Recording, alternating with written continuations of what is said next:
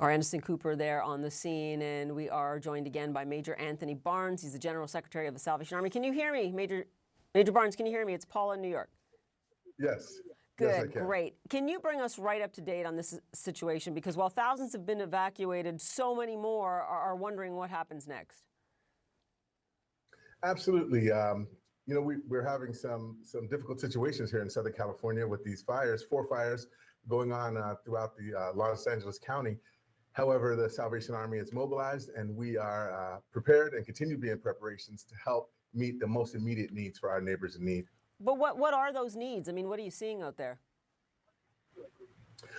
Well, we move right into meeting the immediate needs of the people. We want to make sure that people have shelter. We want to make sure that people have food in their stomachs, that people are not going hungry, that they have access to water and clothing.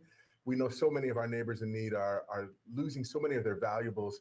And if folks are even being preventative measures, leaving their homes, but not knowing exactly where they're going to go. And this is where we get to step in and meet those immediate needs. Yeah, no doubt it's met with so much despair, but also shock, even if they are thankful to be alive. I mean, are you expecting many more evacuations at this point? Well, this is it's an evolving situation, which can go either direction. And so we're preparing, without saying preparing for the worst, just preparing to serve in any way that we're needed to do so. The Salvation Army, as you would know, is there before, during, and after any disaster strikes, and is committed to serving the whole person physically, emotionally, spiritually. And so we do that by making sure that we have those basic human needs ready to go. And then we're prepared to move in even long term once that transitions. And unfortunately, that might be needed in this situation. But what are you seeing from people? What are you hearing from people when many of them just escaped barely with their lives and have nothing?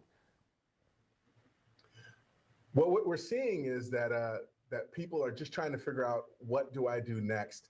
And that's where we get to come alongside them, point them to the directions. There's a few places that are receiving people now. El Camino Real Charter High School, Westwood Recreation Center, the Richie Valens Recreation Center, and a few more that are mobilizing. And what we're doing is pointing people into those directions so that they can get those needs met, so that we can sit with them and find out, one, how are you doing right now?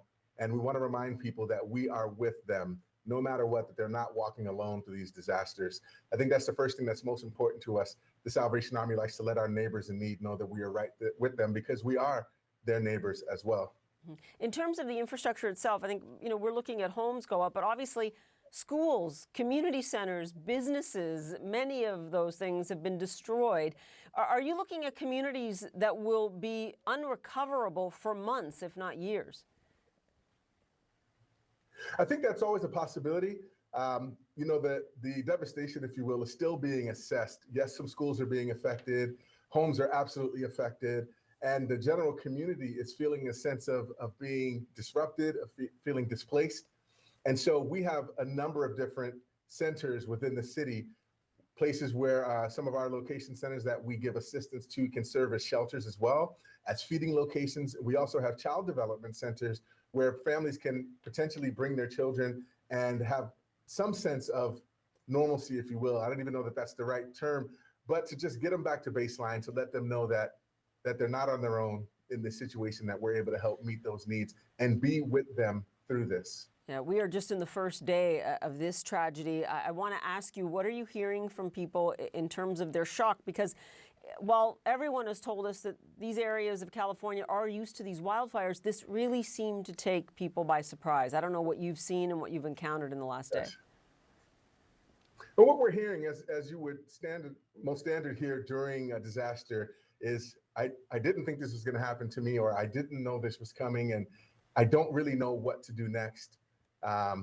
We feel prepared to come alongside people in those disasters because we have trained emergency disaster response experts that have provided skilled relief services, and we come alongside of them with our officers and staff. In wildfire situations, these typically include things like providing food, hydration, cleanup kits, and hygiene supplies. We also serve food not just to those that have been affected by loss, but also the hardworking first responders of our community, the heroes of our community.